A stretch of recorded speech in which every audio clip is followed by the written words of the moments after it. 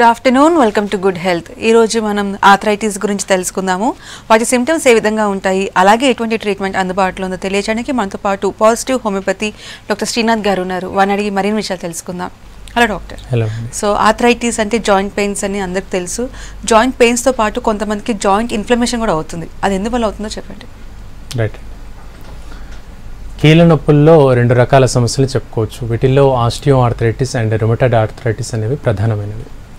So osteo arthritis అనేవి age రిలేటెడ్గా వచ్చేటువంటి సహజ అరుగుదల సమస్య. వేరేజ్ రుమటాయిడ్ ఆర్థరైటిస్ అనేది కీళ్ళవాతం, అంటే ఇన్ఫెక్షన్తో కానీ ఇమ్యూనిటీ బాగా తగ్గడం వల్ల ఆటో ఇమ్యూన్ డిజార్డర్ అంటారు. సో ఇమ్యూనిటీ తగ్గడం వల్ల ఆ జాయింట్ కంప్లీట్గా వాపుకు గురవడము, కదలికలు చాలా పెయిన్ఫుల్గా ఉండడము, కొన్ని సందర్భాల్లో మంట, పోట్లు ఇలాంటి లక్షణాలతో మొదలుకొని చర్మ సమస్యలైనటువంటి అర్టికేరియా లక్షణంగా కూడా దారితీయవచ్చు. కొందరిలో ఈ కీళ్ళవాతం బాగా ముదిరినప్పుడు చిన్న చిన్న కణితిల్లాగా జాయింట్లో ఏర్పడము, జాయింట్స్ బాగా స్వెల్లింగ్ అవుతూ కంప్లీట్గా ఇమ్మొబిలైజ్ అవ్వడం. ఉదాహరణకు కీళ్ళ నొప్పులు ఈ రుమటాయిడ్ ఆర్థరైటిస్ అనేది వేళ్ళకు వచ్చినట్లయితే వేళ్ళు కంప్లీట్గా మూమెంట్ అనేది బాగా ఇమ్మొబైల్ అవుతుంది, అంటే కదలికలు సరిగ్గా ఉండవు. ఈవెన్ పటుత్వం కూడా బాగా తగ్గిపోవడము, కంప్లీట్గా స్టిఫ్ అయిపోయేటువంటి లక్షణాలు ఈ రుమటాయిడ్ ఆర్థరైటిస్లో చూస్తూ ఉంటాము. ఓకే, సో జనరల్గా ఒక 65+ ఏజ్ ఉన్న వాళ్ళకి కీళ్ళ నొప్పులు అంటే ఓకే, అంటే ఆ టైంలో జరగాల్సిన డీజనరేషన్ ఆ టైంలో జరుగుతుంది. కానీ ఈ మధ్య కాలంలో చూస్తే ఎర్లీ ఏజ్లోనే 30-40 ఇయర్స్ లోపల ఉన్న వాళ్ళకి ఇలాంటి జాయింట్ పెయిన్స్ ప్రాబ్లం ఎక్కువగా కనిపిస్తుంది. ఎందువల్ల అంటారు? రైట్ అండి. కీళ్ళ నొప్పుల్లో ఈ రుమటాయిడ్ ఆర్థరైటిస్ అనేది ప్రధానంగా చెప్పుకోవచ్చు. ఇది వంశపారంపర్యంగా HLA-B27 అనేటువంటి జెనెటిక్ డిజార్డర్ వల్ల కూడా వస్తుంది. ఎక్కువగా ఫిమేల్లో ఈ టెండెన్సీ ఉంటుంది, అంటే మదర్కి ఉన్నట్లయితే వాళ్ళ బేబీకి ఈ లక్షణాలు, ఈ కీళ్ళ నొప్పుల తాలూకు లక్షణాలు ఎక్కువగా వేధించే అవకాశం ఉంటుంది. కొందరిలో యాంకైలోజింగ్ స్పాండిలిస్ అంటారు, అంటే వెన్ను కంప్లీట్గా స్ట్రైట్గా మారిపోవడం. దీన్నే టెలిస్కోపిక్ స్పైన్ అంటారు. వెన్ను కంప్లీట్గా స్ట్రైట్ లైన్ లాగా కంప్లీట్గా స్టిఫెనింగ్ అయిపోవడం అనేది జరుగుతుంది. దీనివల్ల కదలికలు ఈవెన్ తల రొటేట్ అయ్యేందుకు కూడా చాలా పెయిన్ఫుల్గా మారుతూ ఉంటుంది. ఇవి చిన్న వయసులో సుమారుగా 10-12 సంవత్సరాలలోపు పిల్లల్లో కూడా రావచ్చు. దీన్ని జువెనైల్ రుమటాయిడ్ ఆర్థరైటిస్ అంటారు. అయితే ఇమ్యూనిటీ తగ్గడానికి పలు రకాల కారణాలు ఉంటాయి. తీసుకునేటువంటి ఆహారం వల్ల కావచ్చు, డైట్లో పోషకాహార లోపం వల్ల కావచ్చు, ఇలా పలు రకాల రుగ్మతలు లేదా డయాబెటీస్, థైరాయిడ్ లాంటి కాంప్లికేషన్ వల్ల కావచ్చు. ఇలా ఇతర కాంప్లికేషన్లు కూడా పిల్లల్లో ఈ కీళ్ళ వాతాన్ని మనం గమనించవచ్చు. ఓకే, కరీంనగర్ నుంచి కాలర్ ఉన్నారు. హలో. హలో, నమస్తే అండి, సందీప్ గారు. మేడం చెప్పండి, ప్రాబ్లం చెప్పండి, డాక్టర్ గారు ఉన్నారు. ఓకే ఓకే మేడం, చెప్పండి. హలో చెప్పండి అమ్మా. హలో హలో, వింటున్నానమ్మా, చెప్పండి. సార్ నమస్కారం. నాకు మోకాళ్ళు బాగా వాపులు వస్తున్నాయి, 2 మోకాళ్ళు. నడవలేకపోతున్నా సార్. బాగా ఇటు కాళ్ళు ఇట్లా ఇట్లా మలగడం, సాపడం అస్సలు అయితలేదు. వయసు సుమారుగా ఎంత ఉంటుందమ్మా? వయస్సు ఎంత ఉంటుంది సుమారుగా? ఏజ్ వయసు 40 ఉంటుంది సార్. 40. ఇట్లా నొప్పులు ఎప్పటి నుంచి ఉన్నాయి నీకు? నాకు ఇప్పుడు 3 సంవత్సరాలు అవుతుంది. ఎంత మెడిసిన్ వాడినా తగ్గుతలేదు. ఏమంటున్నారమ్మా? డాక్టర్ని కలిసినప్పుడు ఏమన్నారు? డాక్టర్ని కలిసినప్పుడు కీళ్ళ వాతము వాడండి అని అన్నాడు. 1 సంవత్సరం వాడినా సార్. కేవలం మోకాళ్ళ వరకే ఉందా? వేరే జాయింట్లలో కూడా నొప్పులు ఉన్నాయా? జాయింట్లలో నొప్పులు ఉన్నాయి. ఈ మోకాళ్ళు ఉబ్బు ఇట్లా వాపు వస్తాయి తెల్లగడలకు. కాళ్ళు ఇట్లా కాపుడు ఇట్లా మలుగుడు అస్సలు అయితే లేదు సార్. బాత్రూమ్ పోయినా కూడా బాగా ఇబ్బంది అవుతుంది. రైట్ అమ్మా, రైట్, చెప్తాను. సో 40 సంవత్సరాల్లో కీళ్ళ నొప్పుల్లో రుమటాయిడ్ ఆర్థరైటిస్ అనుకోవచ్చు, లేదా బరువు ఎక్కువగా ఉండడం వల్ల, ఒబేసిటీ వల్ల కూడా ఈ ఆస్టియో ఆర్థరైటిస్ లాంటి లక్షణాలు రావచ్చమ్మా. అయితే ఈ కీళ్ళ వాతం ఇన్ఫెక్షన్ వచ్చింది అని అంటే ఒక వైపు వచ్చినట్లయితే ఇంకో వైపు కూడా ఖచ్చితంగా వస్తుంది. ఉదాహరణకు మనకు లెఫ్ట్ హ్యాండ్ ఫింగర్స్కి వచ్చిందంటే ఖచ్చితంగా రైట్ హ్యాండ్ ఫింగర్స్కి వస్తుంది. ఇది కీళ్ళ వాతంలో ఉంటుంది, అంటే వీటిలో ఇన్ఫెక్షన్ ఉంటేనే ఈ విధంగా జరుగుతుంది. ఇకపోతే సహజ అరుగుదల లక్షణాల్లో కేవలం ఒక జాయింట్ వరకే, ఒకవైపు మాత్రం పరిమితమై ఉండొచ్చు. నీ విషయంలో 2 మోకాళ్ళు వాపు గురవుతున్నాయి, 2 మోకాళ్ళను నొప్పులు ఉన్నాయి, 7 నుంచి మందులు వాడుతున్నావు, తగ్గట్లేదంటున్నావు. కాబట్టి ఇది కొంత కాంప్లికేటెడ్గానే ఉంటుంది. అరుగుదల మొదలై ఆ ఎముకలు చిన్న చిన్నగా బోనీ పీసెస్గా మారే ప్రమాదం కూడా ఉందమ్మా. ఎక్స్రే రిపోర్ట్లు తీసుకుని అందుబాటులో ఉన్న హోమియో డాక్టర్ని కలవండి. ఓకే డాక్టర్, సో ఆర్థరైటిస్లో చాలా టైప్స్ ఉంటాయి. ఫర్ ఎగ్జాంపుల్ గాటి ఆర్థరైటిస్ అని, ఆస్టియో ఆర్థరైటిస్ అని, సోరియాటిక్ ఆర్థరైటిస్ అని. సో ఆ టైప్స్ గురించి అలాగే వాటి సిమ్టమ్స్ గురించి చెప్పండి. రైట్ అండి. చలికాలంలో వచ్చేటువంటి చర్మ వ్యాధుల్లో సోరియాసిస్ ప్రధానమైంది. ఈ సోరియాసిస్ అనేటువంటి చర్మ సమస్య బాగా ముదిరి దానికి సరైనటువంటి ట్రీట్మెంట్ తీసుకోకపోవడం వల్ల కీళ్ళ నొప్పులు అధికమవుతూ ఉంటాయి. దాన్నే సోరియాటిక్ ఆర్థరైటిస్ అంటారు. ఈ సోరియాటిక్ ఆర్థరైటిస్లో చిన్న చిన్న జాయింట్స్, వేళ్లకు సంబంధించినవి, పాదాలకు సంబంధించినటువంటి జాయింట్స్తో మొదలుకొని కంప్లీట్గా వెన్ను వరకు కూడా ఈ నొప్పులు అధికమయ్యే అవకాశం ఉంటుంది. అంటే ఈ చర్మ సమస్యకు వాడేటువంటి మందులు ఎక్కువ కాలంగా వాడడం వల్ల అది ఒక కాంప్లికేషన్కి దారితీసి కీళ్ళ నొప్పులు కూడా వచ్చే అవకాశం ఉంటుంది. దాన్నే సోరియాటిక్ ఆర్థరైటిస్ అంటారు. ఓకే, సో ఘాటీ ఆర్థరైటిస్ గురించి చెప్పండి. రైట్ అండి. అలాగే ఈ కీళ్ళ నొప్పుల్లో పాదాలకు సంబంధించిన జాయింట్లో వచ్చేటువంటి నొప్పుల్ని గౌటీ ఆర్థరైటిస్ లక్షణాలుగా చెప్పుకోవచ్చు.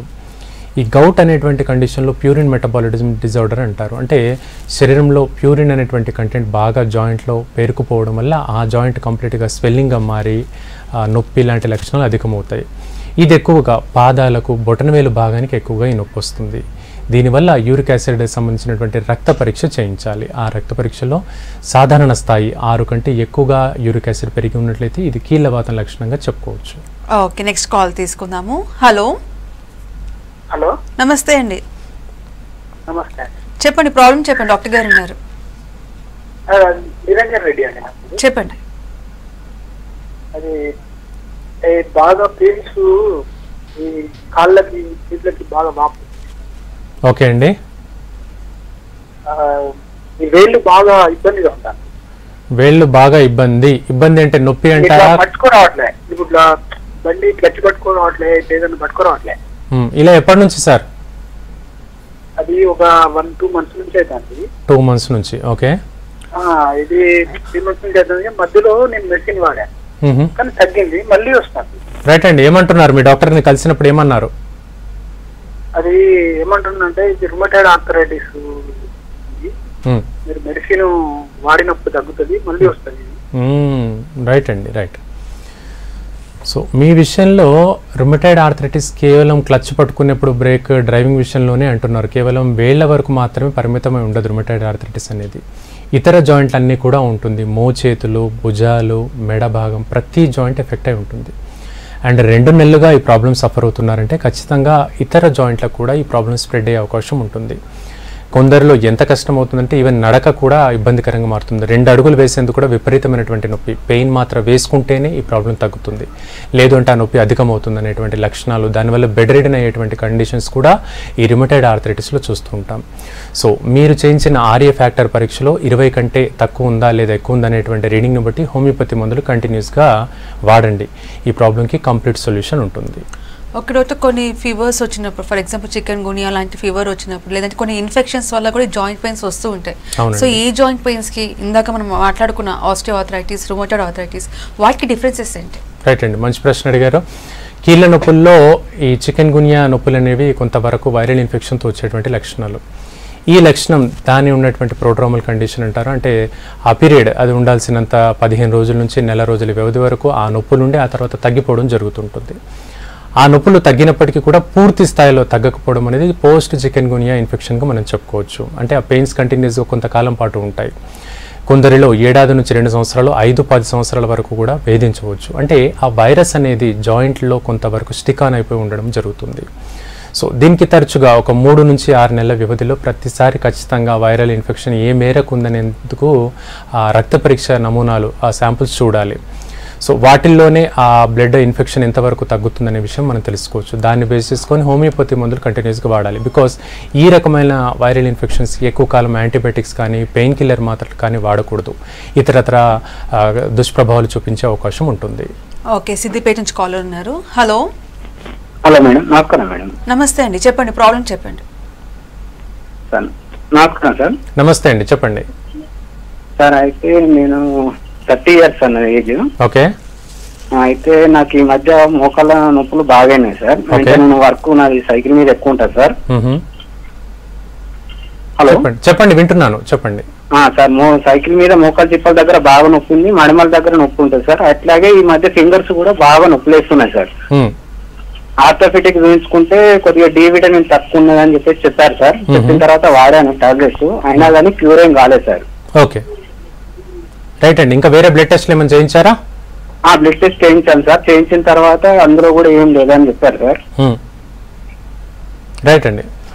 సో జనరల్ కీళ్ళ నొప్పుల్లో ప్రతిదాన్ని ఇన్ఫెక్షన్కి సంబంధించింది అని చెప్పుకునేందుకు అవకాశం లేనందుకు మీ విషయంలో బెస్ట్ ఎగ్జాంపుల్గా చూడొచ్చు. బికాస్ సాధారణ నొప్పుల్లో విటమిన్ డి లోపం వల్ల నొప్పులు వస్తాయి, అలాగే కాల్షియం అధికంగా లేకపోవడం వల్ల కూడా ఈ నొప్పులు వస్తాయి, హైపోకాల్సిమియా కండిషన్ అంటారు. సో ఈ రెండు లక్షణాలని ముందుగా రోల్అవుట్ చేసుకోవాలి. కొందరిలో విటమిన్ B12 లోపం వల్ల కూడా నొప్పులు వస్తాయి. అందుకనే డాక్టర్ దగ్గరికి వెళ్ళినప్పుడు ఈ కాంప్లిమెంటరీగా బి కాంప్లెక్స్ మాత్రలు ఇతర మాత్రలు చాలా వరకు రాస్తుంటారు. బికాస్ పోషకాహార లోపం వల్ల కూడా విటమిన్స్ తగ్గడం వల్ల కూడా ఈ నొప్పులు వస్తాయని. సో దీన్ని సరిచేసేందుకు విటమిన్ డి కంటిన్యూస్గా 3 నెలల పాటు వాడాలి. 1 నెల 2 నెలలు వాడితే కంప్లీట్గా తగ్గదు. 3 నెలల పాటు కంటిన్యూస్గా విటమిన్ డి మాత్రం వాడండి, ఈ ప్రాబ్లం తగ్గుతుంది. ఓకే, కరీంనగర్ నుంచి కాలర్ ఉన్నారు. హలో. హలో, నమస్కారం మేడం. నమస్తే అండి, శ్రీనివాస్ గారు చెప్పండి. ఇట్లా నాకు మడిమేలు, నాది ఏజ్ 41 సంవత్సరం మేడం. ఓకే అండి. ఇట్లా మడిమేలు వస్తుంది మేడం ఒకటి. కుడి పక్క అండి, ఎడమన? హలో, ఏ పక్క ఉంటుందండి నొప్పి? ఇట్లా ఎడమకాలు మడిమే ఉంది కదా సార్. ఇట్లా అవును అవును, మడిమేసి ఇట్లా గుర్రం మూతి నమూనా అంటారు. అవునండి, అవును అవును. అగో దాని అక్కడ వస్తుంది సార్. మొన్న కరీంనగర్ లో చూపించాను సార్.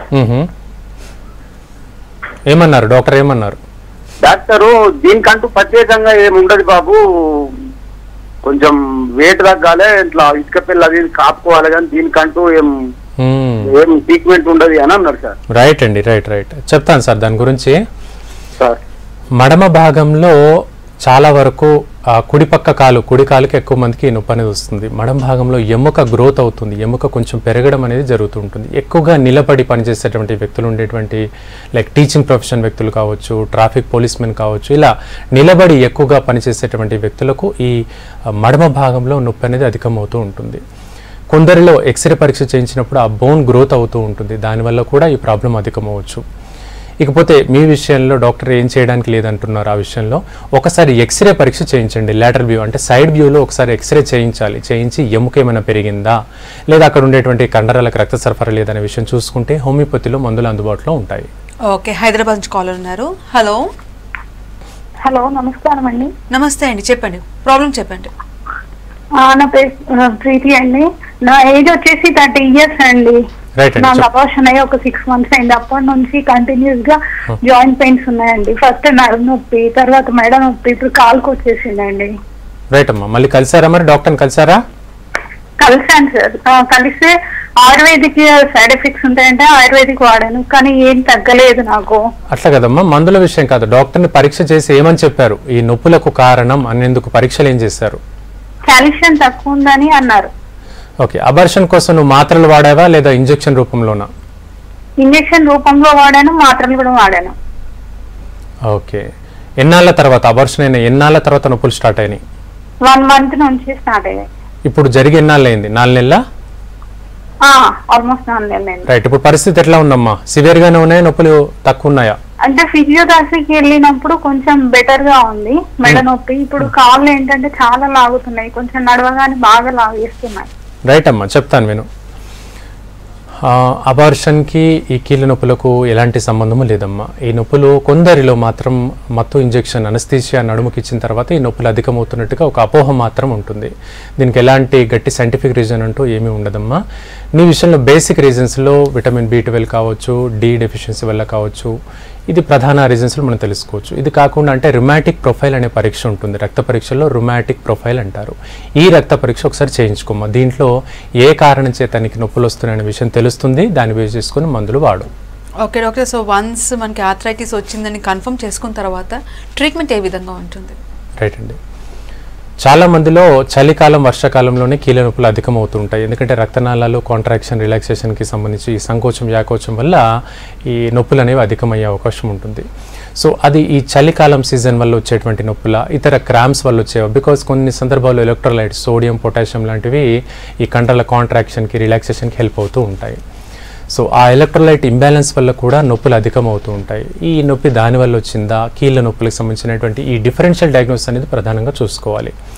ఏ కారణం చేత ఎటువంటి నొప్పులు అనేది వ్యాధి నిర్ధారణ ఫస్ట్ మెయిన్. దాని తర్వాత దానికి అనుగుణంగా మందులు వాడాలి. ఈ లక్షణాలు కీళ్ళవాతం లాంటి లక్షణాలు ఏంటంటే కంటిన్యూస్గా కొంతకాలం పాటు మందులు వాడాలి. 2 సీజన్స్ పాటు కంటిన్యూస్గా మందులు వాడితే ఈ లక్షణాలు పూర్తిగా తగ్గుతాయి. ఓకే డాక్టర్, కొంతమందికి లైక్ మెట్లు ఎక్కేటప్పుడు దిగేటప్పుడు నీస్ దగ్గర క్రాక్లింగ్ సౌండ్ వస్తూ ఉంటుంది. సో అది కూడా మనకి అంటే నెక్స్ట్ ఫ్యూచర్లో ఆర్థరైటిస్ వచ్చే సంకేతం అంటారా? రైట్ అండి. వేళ్ళు విరవడం కానీ అలాగే మోకాల్లో కానీ నడుస్తున్నప్పుడు కొన్ని సందర్భాల్లో మోకాల్లో శబ్దాలు రావడం జరుగుతుంటుంది. ఇది కేవలం గాలికి సంబంధించిన అంశంగానే చూడవచ్చు. ప్రతి జాయింట్లో ఫ్లూయిడ్ అనేది ఉంటుంది, సైనోవియల్ ఫ్లూయిడ్ అంటారు. అంటే వెహికల్లో ఎలా అయితే మనం లూబ్రికేషన్కి ఆయిల్ వాడుతుంటారో అలాగే మోకాళ్ళ జాయింట్లో సైనోవియల్ ఫ్లూయిడ్ అనేది ఉంటుంది. అంటే ఒక జిగురు లాంటి ద్రవంగా మనం ఊహించుకోవచ్చు. సో ఇదే రీత్యా కంటిన్యూస్గా స్ట్రెయిన్కి గురయ్యేటువంటి వ్యక్తులు కొంత అరుగుదల జరుగుతుంది. అలా అరుగుతూ ఉన్నప్పుడు కొంత ఎయిర్ అనేది ఫిల్ అయి ఉంటుంది. సో కదలికల భాగంలో ఆ ఎయిర్ ఫిల్డ్ ఈ జిగురు లాంటి ద్రవం ఉండడం వల్ల కొన్ని రకాల శబ్దాలు వస్తుంటాయి. అయితే ఇది స్థూలకాయంతో బాధపడే వారికి, థైరాయిడ్ కానీ ఇతర హార్మోన్లకు సంబంధించినటువంటి సమస్యతో బాధపడేటువంటి వ్యక్తులకు పై ఎముక కింది ఎముక కంప్లీట్గా రాపిడి గురవడం వల్ల డీజనరేషన్ అధికం అవడము, ఎముకలు చిన్న చిన్న పీసెస్గా మారేటువంటి ప్రమాదం కూడా చూడొచ్చు. అందుకే ఈ నొప్పులు ఉన్న వాళ్ళు ఎక్స్రే పరీక్ష ఖచ్చితంగా చేయించాలి. ఓకే, నెక్స్ట్ కాల్ తీసుకుందాము. హలో. హలో, నమస్తే అండి. నమస్తే. చెప్పండి, ప్రాబ్లం చెప్పండి, డాక్టర్ గారు ఉన్నారు. నమస్తే సార్. నమస్తే అండి, చెప్పండి. మోకాలు చెప్పండి సార్, వింటున్నాను. కీలు బెనికేసి మోకాలు కీలు బెనికింది. ఓకే, ఎక్కడ వాపు వచ్చింది. ఓకే, వాపు వచ్చింది. ఎక్స్రే ఇస్తే కొంచెం సంద వచ్చిందండి. దీని గురించి సార్ ఒక 5 రోజులే ఇది వాపు తగ్గుతలేదు, నొప్పి తగ్గుతలేదు, బ్యాలెన్స్ అవుట్ అయిందండి. ఎందుకు ఇట్లా జరిగింది అంటే బ్యాలెన్స్ అవుట్ అయింది అని చెప్పేసి. రైట్ అండి. మరి మీ డాక్టర్ గారు ఏమన్నారు? డాక్టర్ ఎక్స్రే తీసి సంద వచ్చిందండి, కొంచెం సంద వచ్చింది. ఓకే, సరే చెప్తాను, దాని గురించి చెప్తాను, వినండి. మోకాలు భాగం వెనకడం అనే కండిషన్ డిస్లొకేషన్ కండిషన్గా చెప్పుకోవచ్చు. అంటే ఇలా ఉండాల్సినటువంటి జాయింట్ కొంచెం స్థానభ్రంశం చెందడం, పక్కకు జరిగేటువంటి కండిషన్ డిస్లొకేషన్ కండిషన్గా చెప్పుకోవచ్చు. దీన్ని మెడికల్ టర్మినాలజీలో వాల్గస్ అంటారు. సో ఇది బాగా స్థానభ్రంశం చెందినట్లయితే సర్జికల్ ప్రొసీజర్ చూడాలి. చిన్న దశలో ఉంది, కేవలం అక్కడ ఉండేటువంటి లిగమెంట్స్ కానీ టెండాన్స్ కానీ పట్టుతో తప్పింది అంటే చిన్నపాటి మందులతో ఇది సరిచేయవచ్చు. ఒక 15 రోజుల వ్యవధి నుంచి నెల వరకు రెస్ట్ తీసుకున్నట్లయితే మందులు వాడితే ప్రాబ్లం తగ్గుతుంది. అయితే ఎంత మేర స్థానభ్రంశం చెందిందనే దాన్ని బట్టి చెప్పాలి. సో అందులో కూడా గ్రేడ్స్ ఉంటాయండి, ఒకసారి రిపోర్ట్లో చూస్తే అర్థమవుతుంది. మీ దగ్గరలో హోమియో డాక్టర్ని కలవండి. ఓకే డాక్టర్, కొంతమంది నీ జాయింట్స్లో నీ రీప్లేస్మెంట్ సర్జరీ చేయించుకుంటారు, కానీ సర్జరీ చేయించుకున్న తర్వాత కూడా మళ్ళీ అవే కంప్లైంట్స్ రిపీట్ అవుతూ ఉంటాయి.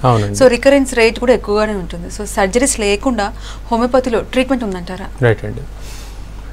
ఇన్ఫెక్షన్తో కాంప్లికేట్ ఉండేటువంటి కండిషన్లో నీ ఎఫ్యూజన్ అంటారు. అంటే మోకాలు భాగం కంప్లీట్గా వాపు గురయ్యేటువంటి కండిషన్ చూడొచ్చు. ఈ దశలో సి రియాక్టివ్ ప్రోటీన్ అనేది బ్లడ్లో బాగా పెరిగి ఉండడం, ఈఎస్ఆర్ కూడా బాగా పెరిగి ఉండేటువంటి లక్షణం మనం చూడొచ్చు.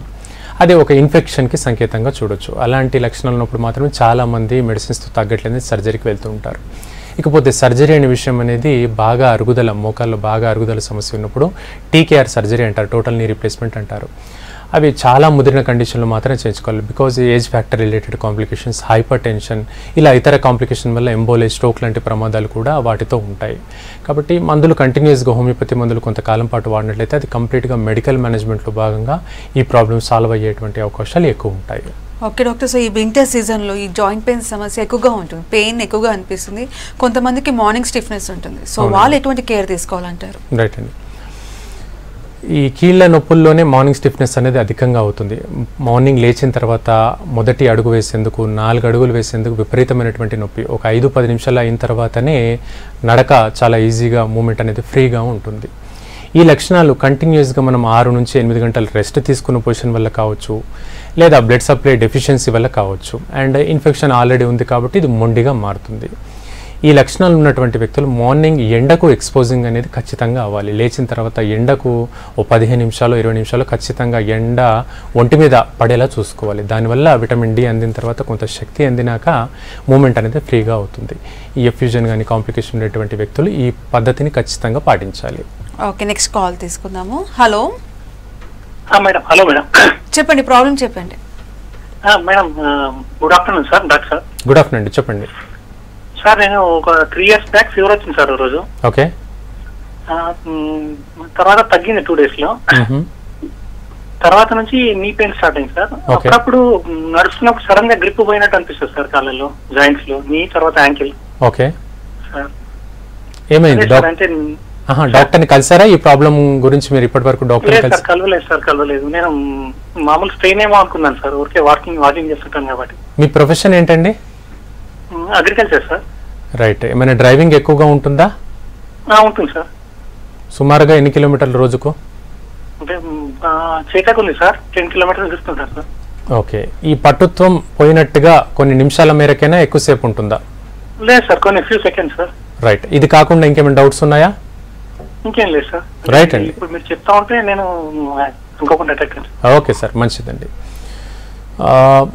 నడిచేప్పుడు పాదాలకు గ్రిప్ లేకపోవడము, మోకాలు కొంచెం బ్యాలెన్స్ పట్టుత్వం సరిగ్గా లేకపోవడం లాంటి లక్షణాలు చూస్తూ ఉంటాం. కొందరిలో ఈవెన్ చెప్పల్స్ వేసుకున్నా కూడా, పాదాలకు చెప్పులు వేసుకున్నా కూడా అది పాదంకి లైక్ అతుక్కొని కాకుండా జారిపోతూ ఉంటుంది.